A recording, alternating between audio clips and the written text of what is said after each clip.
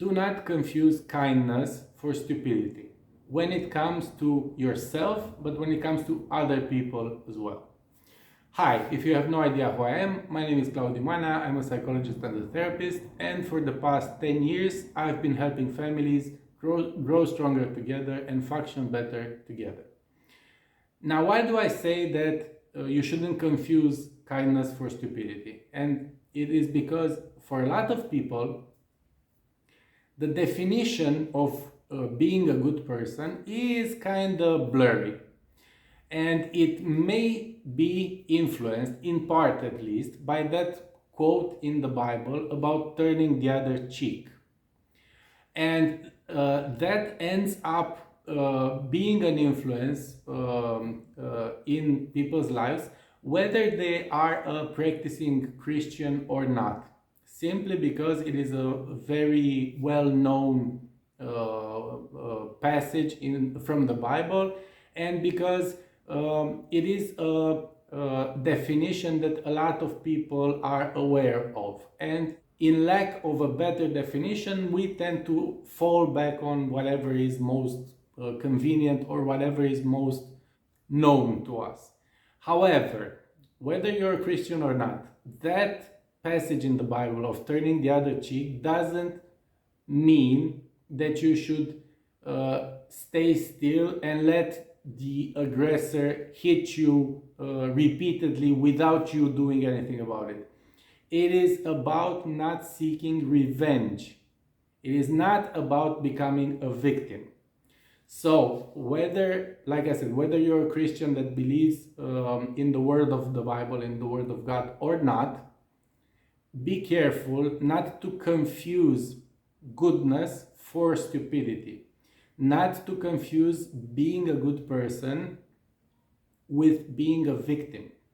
And there's this quote that I like from Steinhardt, which was a Romanian philosopher, and the guy who who spent a lot of his life in a communist prison, and he said that God has called us to be humble, not stupid. So humbleness and being a good person is one thing. Being stupid or being a voluntary victim is quite another thing. You shouldn't confuse the two. So if someone hits you, you should turn the other cheek, but not in a literal sense. You should turn the other cheek in that you shouldn't be seeking revenge against that person, because vengeance is mine, said the Lord. Okay? So vengeance is something that is the prerogative of God, not you. That's how you should understand that passage. But even if you're not a Christian and you don't care about what is written in the Bible, you may still want to be a good person because, I don't know, you feel that that is the right thing to do, and you want to do the right thing. You should pay close attention to how it is that you exactly define being a good person. Because if you define being a good person by being passive, by not defending yourself, by not standing up for yourself, then you are in trouble. Sooner or later, you will be in trouble. Now, when someone does something wrong to you or wants to cause you harm, you always have the option of violently retaliating against that person, of course. However, that is seldom the only thing that you can do. So you, of course, shouldn't retaliate violently in every situation, except when your life is in jeopardy, let's say. But that doesn't mean that you shouldn't have any reaction whatsoever. No, you are allowed to stand up for yourself, to speak out when something you feel that is unjust, that is unjustly done to you or to other people, and so on. Being a good person doesn't mean being a victim. Being a good person doesn't mean that you shouldn't defend yourself or other people against harm.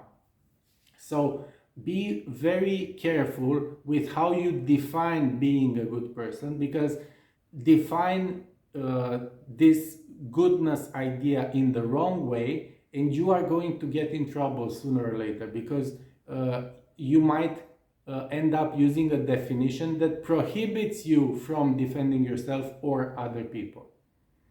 So don't take this lightly. That is, of course, all of the things we have talked about up until now only apply if you want to be a good person. But a lot of people want to be a good person and to act in the way that a good person acts, even if they're not Christians, or even if they don't believe in God and all of that. And the same goes when it comes to other people. Just because someone you perceived to be a good person, just because you think that that person is a good person and he or she acts in kindness and all of that, do not take that to mean that they are stupid, weak, or defenseless.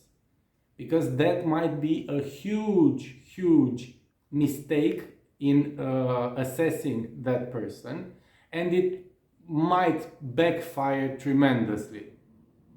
So kindness and being a good person doesn't equal weakness or being defenseless. Do not conflate the two, because you do that at your own expense in the end.